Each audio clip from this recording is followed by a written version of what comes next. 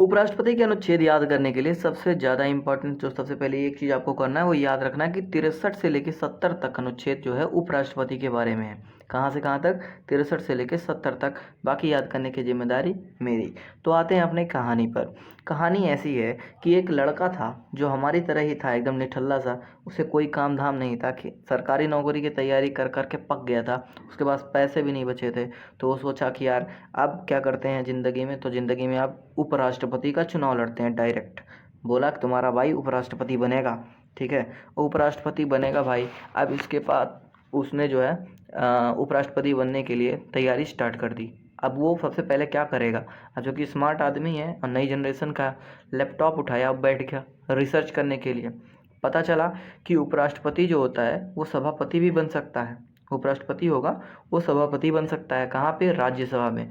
तो ये टीवी वीवी में देखा था, राज्यसभा में यार सभापति कुछ करते हैं नहीं, बैठे रहते हैं ऐसे निठल्ले से, उधर से वो बोल रहा है उधर से वो बोल रहा है, उसको शांत करवाते हैं, ठीक है।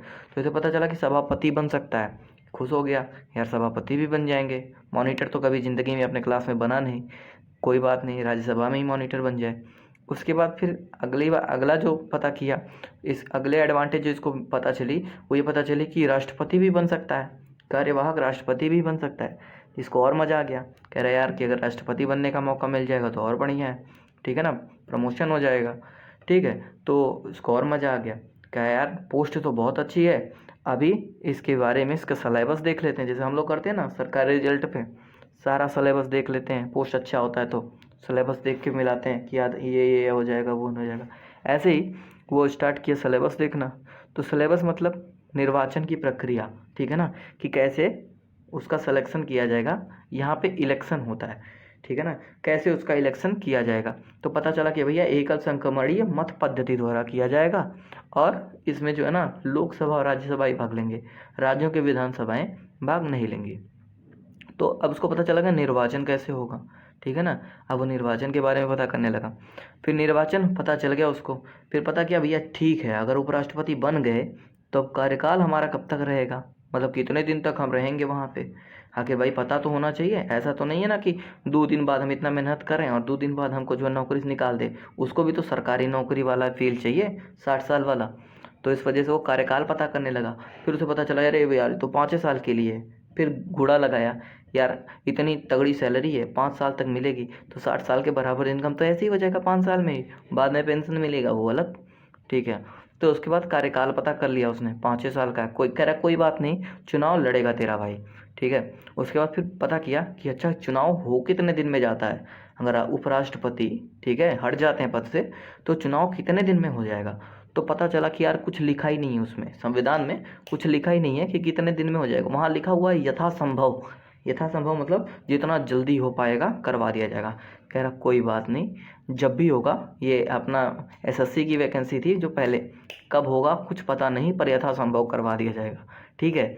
उसके बाद फिर कह रहा है कि यार शपथ भी पता कर लेते हैं कि शपथ में क्या बोला जाता है। कहीं ऐसा तो नहीं है कि बोलेंगे मैं वचन देता हूँ कि अपनी प्रॉपर्टी देश के नाम कर दूंगा, ऐसा कुछ तो नहीं। अब चूंकि चूतिया दिमाग का आदमी था वो लड़का, तो यहाँ तक उसका दिमाग काम कर रहा था, तो कहा यार शपथ भी देख लेते हैं।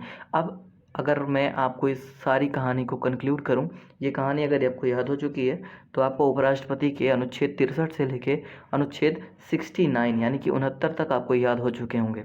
सबसे पहले मैंने बोला कि वो लड़का उपराष्ट्रपति बनने के लिए तैयारी करना स्टार्ट किया।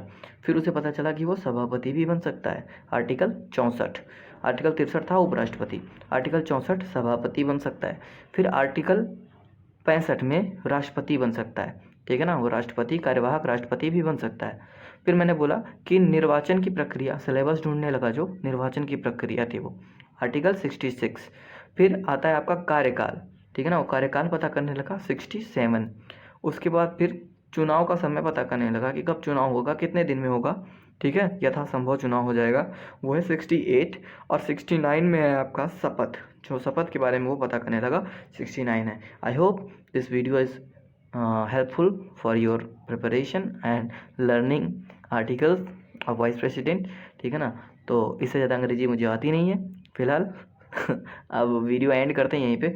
आई होप आपको वीडियो पसंद आई होगी। लाइक शेयर सब्सक्राइब जो मर्जी करते रहो, ना करो तो भी कोई बात नहीं।